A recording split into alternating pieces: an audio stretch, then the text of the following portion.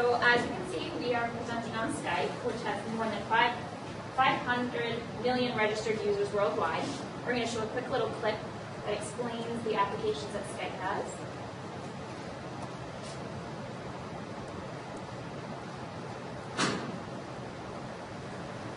Wait a second. Somewhere else. He could be in town, cross-country, or even overseas, but you need to communicate with him. You could reach him the old-fashioned and expensive way. Phone him, fax him, or mail him something. But if Jack has internet access, you could just use Skype. Skype is a little piece of free software that you download to your PC or Mac. It does a bunch of amazing stuff. You can talk directly to him on Skype for free anywhere in the world. Telephone calls sound like this, but Skype calls sound like this. And you can even reach him on this or this if his computer's off, by voice or text at amazing rates. If you want to see him live, Skype does that too. Most new computers have webcams built right in, and Skype gives you free HD video conferencing. Hi, Jack! Skype is also great for working remotely. You can just drag and drop files into Skype and transfer them directly, and securely, and fast. No more email files. Yay! What's really cool, you can screen share, so Jack can sort of look over your shoulder from around the globe. And if you and Jack want to have your own worldwide group call, Skype lets you conference call 25 people at once, even a mix of Skype and phones. Skype works on every computer, and most smartphones too. With Skype, the internet becomes your phone, and file transfer, and chat, and video conferencing system for talking and working with people. Your friends and coworkers are now just a click away. Take a deep breath. Think of a friend, like Jack, anywhere in the world. Get Skype and set your conversations free.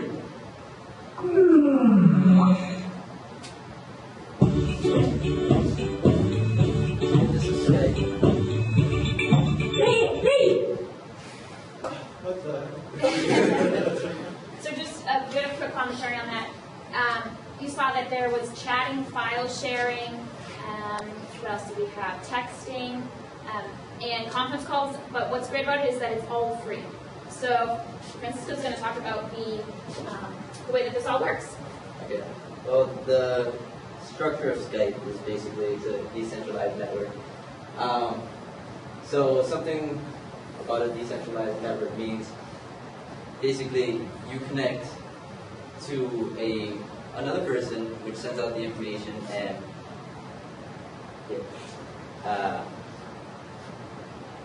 So anyways, I'm sorry, I'm just blanking out. But yeah.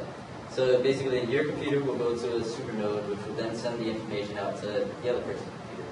So you verify by logging in, and that is connected to a supernode. And then to send any chats, it's directly sent to you.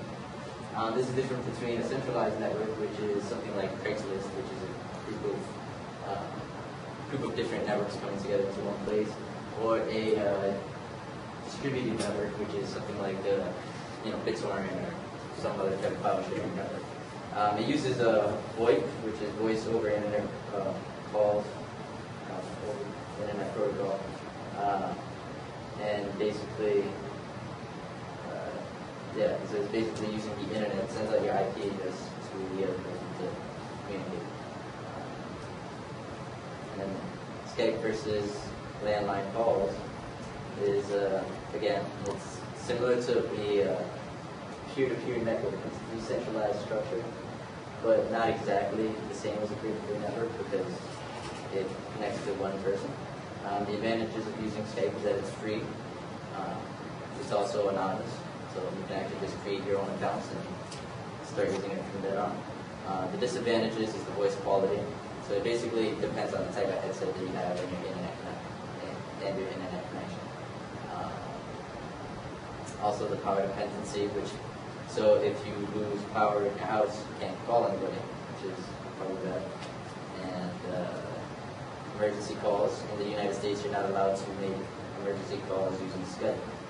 That's because they're not regulated under the the legislation that they need to, which we'll talk about later. And the security of Skype can be compromised in certain circumstances. You know, with landline calls, it's a public switch telephone network, which costs a lot more money. And that's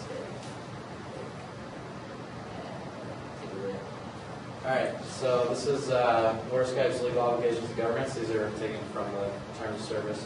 By accessing the site, you and Skype agree that all matters relating to your access to or use of the site shall be governed by and interpreted in accordance with the laws of Luxembourg, which shall be subject to the jurisdiction of the courts of district of Luxembourg. That's because that's where Skype is based out of. And there's also a section that said, Skype makes no representation that materials on the site are appropriate or available for use in your location. Those who choose to access the site from any location do so on their own initiative and are responsible for compliance with local laws if and to the extent local laws are applicable.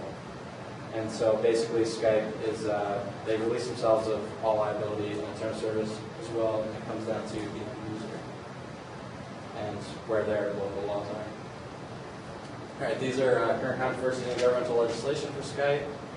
In the United States, with the FCC, there's the Communications Systems for Law Enforcement Act, or CALEA, which requires digital phone networks to allow wiretapping if authorized by an FBI warrant. The ACLU actually says right now that they think it violates the 14th Amendment. Skype is actually not under this act. This is considered not applicable to them because they are not exactly the same as a digital phone network like Vonage.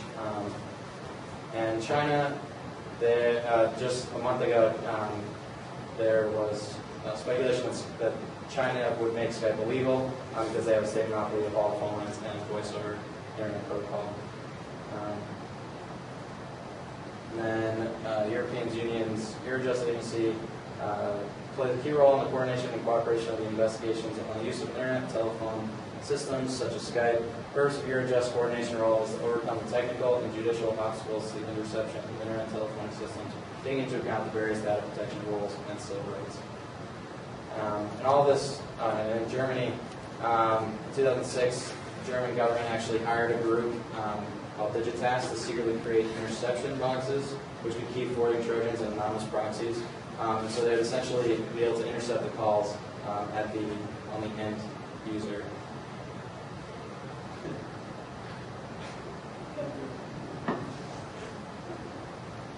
It's encrypted. Wiretap. All right. Does Skype enable criminal activity? Yeah, it does because it's encrypted and there's no real way to track or intercept. And right off of the end user's license agreement of Skype, they say Skype is not liable for any problems you encounter while using Skype, in which they suggest your only real remedy for a problem while using Skype is to uninstall it from your computer.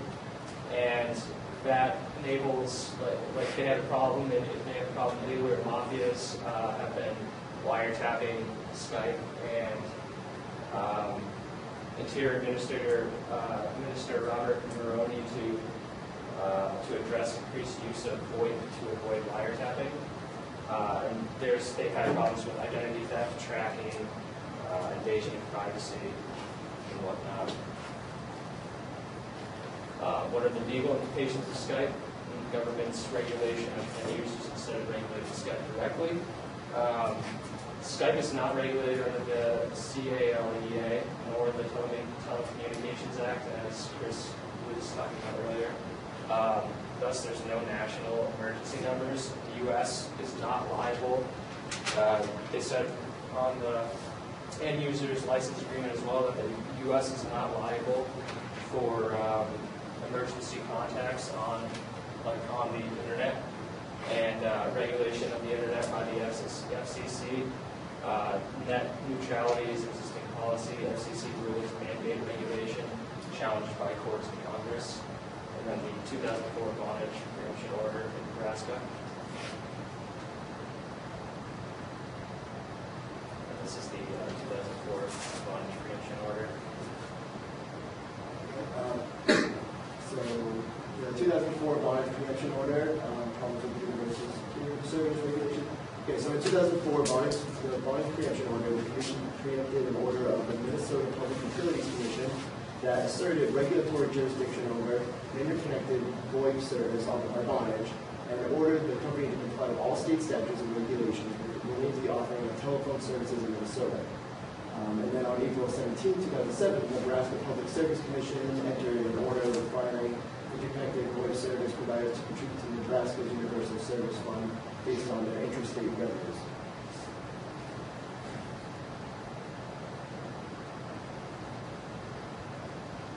Okay, with like a program like Skype, the really only thing the government can do is regulate the end users, and so they can create their own agreement to the service for internet telecommunications.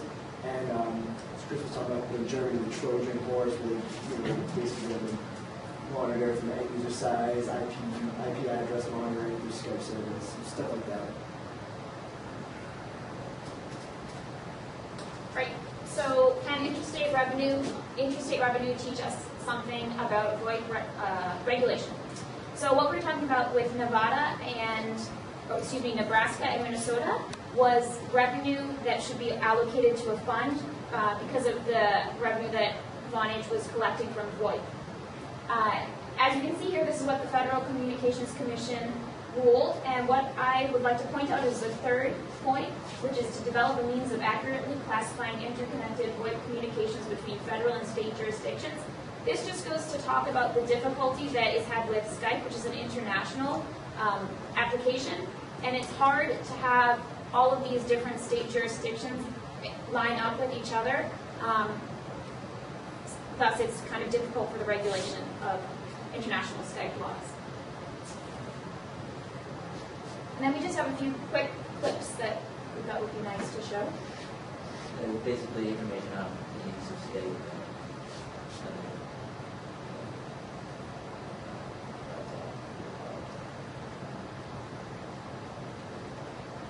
Hi. Hi. Just wanted to give you a call before you went to bed. Oh yeah, I'm really tired. Nicole, I'm really missing you. I miss you too. Nicole, is there a man in your flat? No. Alright, so that was a video application, obviously. Video chat. Johnny! My son. How's London? You missing home yet? London is my home, really. I mean, just into the university. Say, because of this and that actually works. And plus, the clubs I'm earning some wicked pounds. Just better, you know? Things are just better here. Everything is better.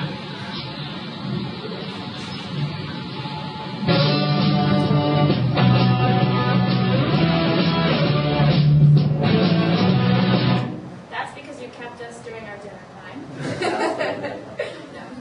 Throughout history, all kinds have gone to the ends of the internet to find the one. Now, the final search begins for this most elusive encounter.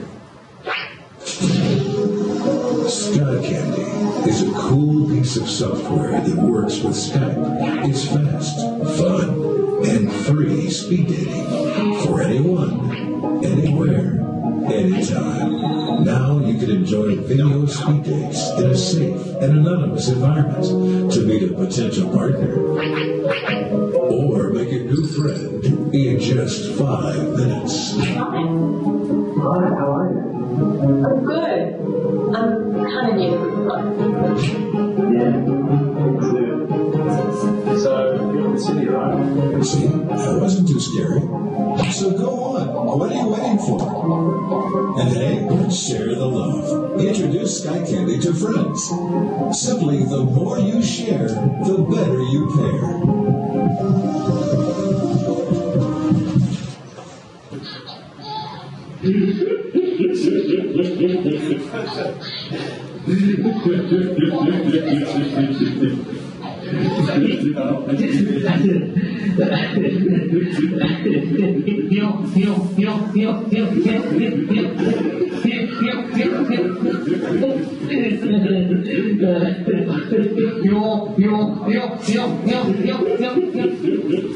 Yeah, it's just different people having fun on Skype. You can use it for pretty much anything nowadays. That's all. That was really good.